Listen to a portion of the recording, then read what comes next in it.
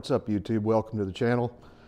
Fairly new on the scene here, but I'm sure some of you may have caught a few of my videos I've been putting out this week. What we're going to do today is we're going to start part one of this build on this 1982 ATC Honda 70. Some of you already may have noticed a couple problems with this, and that's what we're going to talk about today. If you've been around these ATC 70s for more than about a day and a half, you know that about 73.54% of them have a bent frame. A lot of people will tell you their frame's not bent, but it's usually really easy to spot if you see one that's all put together. A lot of times you'll see a groove worn in the back side of the fender. Sometimes that groove has even turned into holes. Other times you'll see about the bottom 2 to 3 inches of the front fender cut off. I can tell you why they're cutting that off. It's because it's rubbing on the head, okay? If you see that, the frame is bent, but it's not junk. It can be fixed, all right? So what usually causes that? Probably striking an object that doesn't move while traveling at a high rate of speed with the front tire. There's no telling what some of these old machines were put through back in the day, but just so you know, they can be fixed, okay? So you may hear me say a few things in this video that sound like really crazy and off-the-wall specifications for tools and whatnot. It's a joke, okay? You can figure it out, read between the lines. So essentially, what we're gonna do is we're gonna take this bottle jack and brace it to the upper motor mount, and we're gonna push at the very bottom of the head tube on the steering stop to straighten this bent tube out, okay? You're gonna put your steering stop saver between the steering stop and the fork to keep that steering stop from getting crushed. Pretty straightforward. What we're trying to achieve here is we're trying to reach a measurement between the center of the front axle and the leading edge of the rear axle, okay? You're gonna see, if you're on these Facebook groups and maybe even if you're old forums, where some guys have come up with some pretty crazy methods to make this happen, but I'm telling you, this is the easiest, quickest, and most straightforward and probably most accurate method. Just making sure that this top tube is straight with a straight edge does not mean that your ATC 70 is back in the same shape that it was when it left the Honda factory, okay? So what you're gonna do, and we'll get to this, is you're gonna center your tape in the center of the front axle and line it and take a measurement to the leading edge of the rear axle. You want to kind of start this out doing both sides to make sure that your measurement is the same. That way you know you've got your forks perfectly perpendicular to the frame, all right? So in this case, we're currently measuring about 33¼ inches. The measurement we're looking for is 34½, okay? So clearly this frame is bent. Now before we dive into this thing is filthy and I don't work on dirty stuff, okay? So the next thing we're gonna do is we're gonna run over the list of tools that are required, and then we're gonna take this thing out and get it cleaned up. All right, let's take a quick look at the tools we're gonna need to straighten this frame. First up is a tape measure, a nickel. It's important that this nickel matches the year of your ATC 70, in this case 1982. A bottle jack, a 2x4 approximately 14 inches in length, and a 2x6 approximately 5¼ inches in length. I would imagine if you don't have these tools, you could get them where I get most of my tools, which is a store that picks up their freight from the harbor. All right, let's get this baby washed up.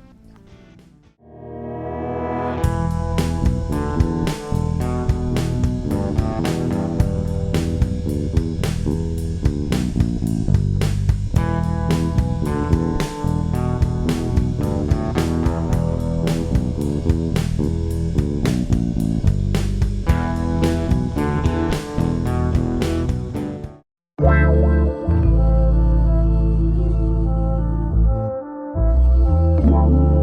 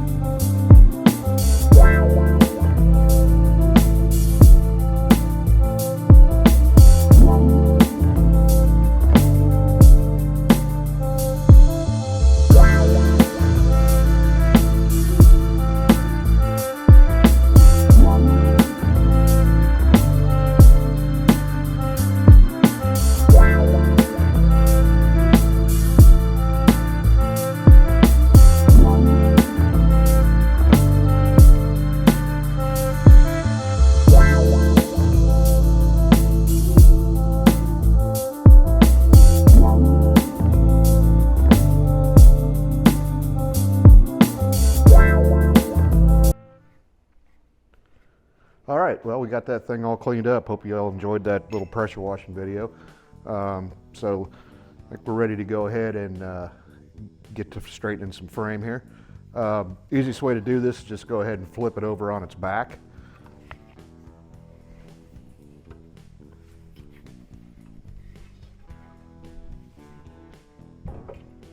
This works really good if you've got the handlebars still on. Helps you kind of balance it out. A little bit difficult without the bars. So let's get right into this. It's pretty straightforward. We're going to go ahead and put our blocking in here. Make sure you get a good firm contact up with these upper motor mount holes. And just when you're putting this together, keep an eye on that little bracket right there where your air filter attaches. If you're not careful, it's real easy to get a hold of that when you start putting some pressure on that jack and bend it. So let me go ahead and get this put in here real quick.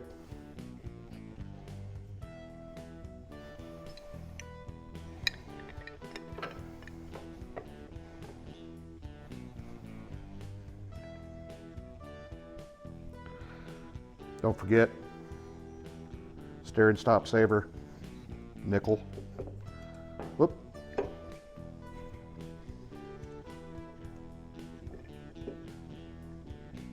It's usually easier to extend that out as far as you can before you start pumping on it. Get it good and lined up.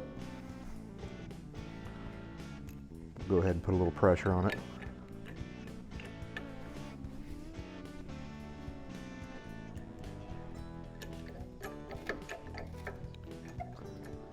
All right, so you can already hear the frame's creaking a little bit, so we're getting the tension we want on there.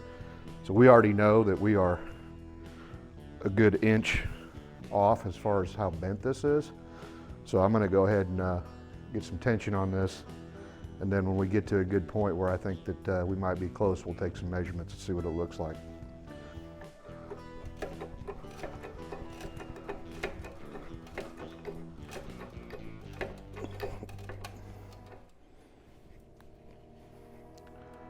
All right, we got some good tension on it. Let's go ahead and start taking some measurements. Again, remember, we're looking from the center of the front axle to the leading edge of the rear axle. And that measurement we're looking for is 34.5. And we are currently sitting at about 34 1/8. So let's go ahead and put some more on this.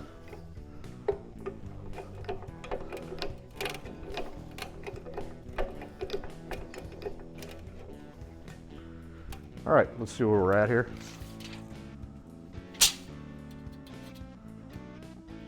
Okay, a little bit, just a hair over, but it's gonna spring back. Now's a good time to go ahead and check this other side, make sure that you've got this perfectly squared up.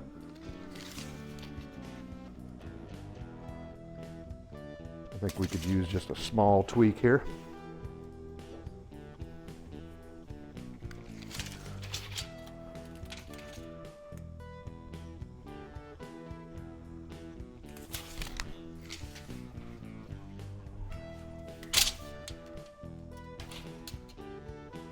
All right, it's perfectly square, and we're sitting right at 35 inches.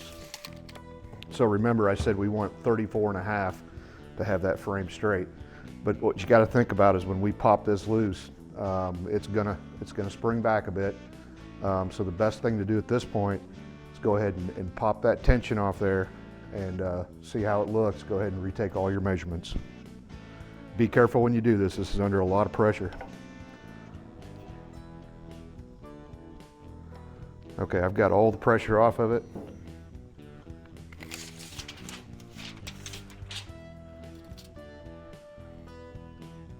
And we are at about 34 3/8.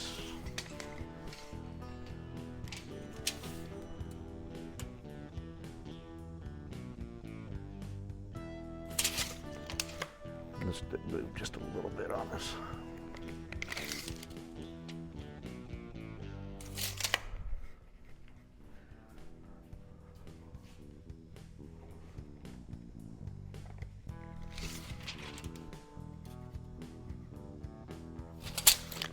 So I'm going to go ahead and give it just one more little push. It's not gonna hurt if you go just over 34.5 a little bit, but you definitely wanna be at that 34.5 to get that straight top tube again. Let's see where we're at here. We're back at 35. I'm gonna give it just a little bit more.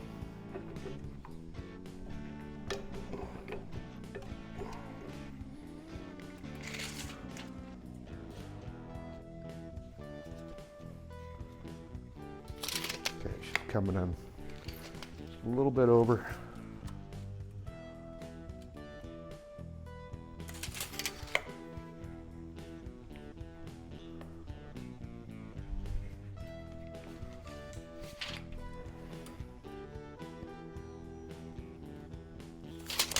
Going to give her one little push.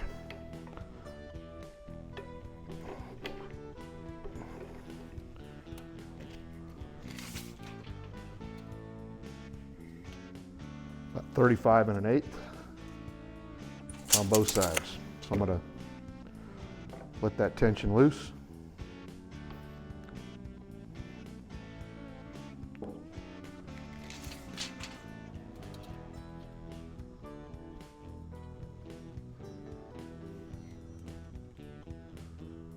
And we are right at 34.5 inches from the center of the front axle to the leading edge of the rear axle. And it's just that simple. So let me go ahead and we'll get this broke down and we'll get this wrapped up. All right guys, we got this thing back on its feet. As you can see, this top tube here is now noticeably straighter than it was when we started.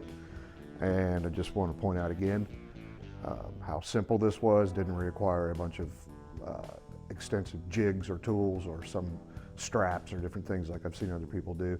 And again, we went ahead and we straightened this back out to the factory spec, which was 34.5 inches from front to rear.